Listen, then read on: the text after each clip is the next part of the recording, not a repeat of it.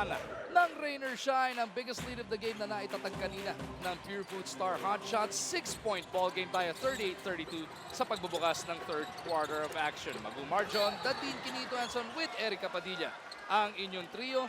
At itong Rain or Shine, Kinitsa, no?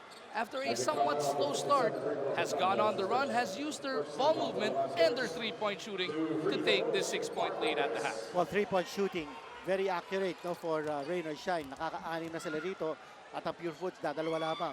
And for Purefoods, a lot of players absent so far offensively in these games. James Yap hindi nag-score ng second quarter. Halos hindi ka naglaro ng second quarter. Only 4 points. You take a look at some statistics sa ating halftime. Ito yung nabanggit natin sa 3-point field goal. Sa fast break points, no? Laki ng lamang, 8-0. Hindi naman natin aasahan ng Purefoods to run the break because they like to play that structured game. But si Ping, for instance, no? In that first half, only had 2 points. And he really needs to jack up his offensive contribution. Ganun din si James Yap, who only had 4 points. Coach Tincon using a lot of his second unit players in second quarter. Halos hindi nga kapag bigyan ng pagkakataon yung mga starters niya to play. Let's see how things work out here for Purefoods in the third period and how Rain or Shine will adjust. Same starting unit nga to para kina Coach Tim Cone with PJ Simon, Mark Pingris, Joe Devance, hindi si Rafi Ribes, ipinasok na pala for the first time, and James Yap. As Joe Devance makes it a 4-0 run to open this third quarter of action. Well, important for Joe Devance to really show what he can do, no? Sabi nga natin, he's the space maker, he's the mismatch creator, he's the post option. He only had 1 point in the first half. Paul Lee taking it strong to the hole, goes glass to send home that deuce. Sama niya sila JR Quinyahan, Ryan Aranya, Jairo Ibanez, and Raymond Almazan. 40-36 is the score. Rain or Shine back up by 4. Devance against Almazan. Susubukan ni JDB kung kaya makipagsabayan ni Raymond sa kanyang footwork. James Yap off the handoff. Yan ang assist galing kay JDB. You see how important a role he plays sa kanilang triangle offense. A handoff, giving it off to James Yap. At importante that James Yap gets going offensively in this game. 6 points in the game para dito kay James. JR Quinyahan naman sa kabilang dulo. Sinabayan siya scoring his 6th point of the contest.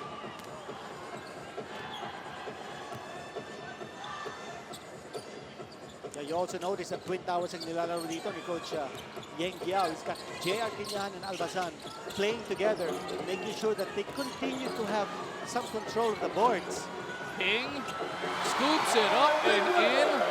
Hirap yung ginawa niya ngayon kontra dito kay Quinyahan. Nakita natin, no? More aggressive na ngayon si Ping looking for the shot.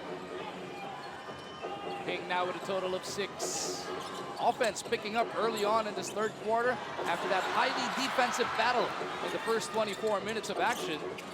6 seconds natitira sa shot clock na Rain or Shine. Quinyahan battling his way through. For Quinyahan, 2 field goals here in the third period. Nakakawala siya, ha? You respect his outside shot, and that's why with that slight fake, he's able to put the ball closer to the basket. Yap with the leather gives it up papunta kay Ping. Almazan giving him a bit of space. It is Rivas working against Quinyahan, looking to draw out his defense, but Paul Lee takes it away. At ang angas ng tondo is fouled by PJ Simon. That should be an advantage foul dahil wala ng defender ang Purefoods to. It's going to be 2 shots plus possession para dito sa Rain or Shine. Paul Lee will be towing the line. Speaking of Paul Lee, Kinito, abangan lang nating lahat sabay-sabay.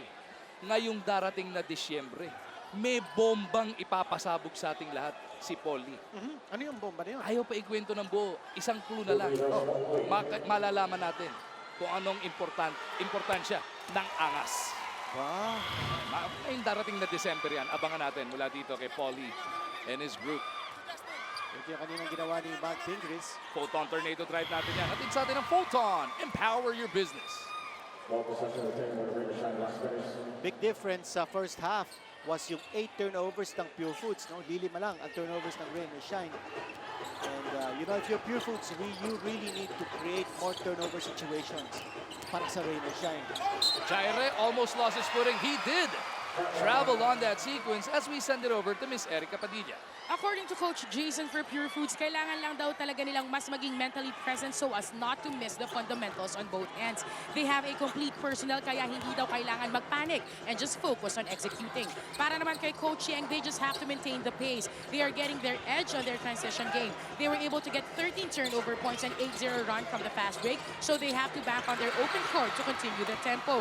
They may be short-handed, but that will be the challenge for Coach Yang to maintain the freshness of the 10 players in his rotation. Balik sa inyo. Yung pace na yan ang kanina mo pa binabanggit na din. Well, nakita natin yung hustle naman ng rain or shine. As Kinyahan lines up a three and sends it home. What a pass. Galing kay Conley. Largest lead of the game na para sa Rain or Shine. 9 na ang kanilang abante. 49-40, threatening to break this game wide open. Coach Tim wants to put a stop to it.